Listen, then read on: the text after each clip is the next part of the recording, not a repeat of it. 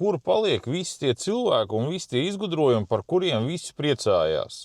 Kaut kādus gadus 20, 25 atpakaļ, jā, bija puika, kas izdomāja biodīzeli, kur varēja uztaisīt da no jebkā. Sakot, viņš tur izdomāja un nopatentēja, un starp citu Latvijā, kur ir tā no mēsliem uztaisītā saļarka. Nav viņas neskapēc.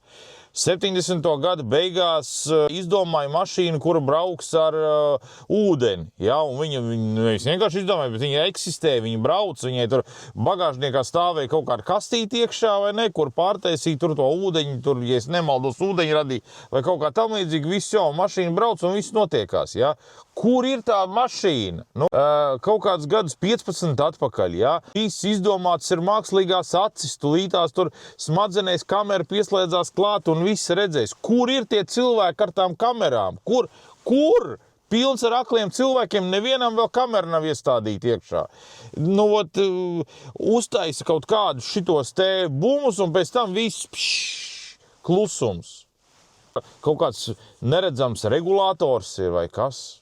Nezinu.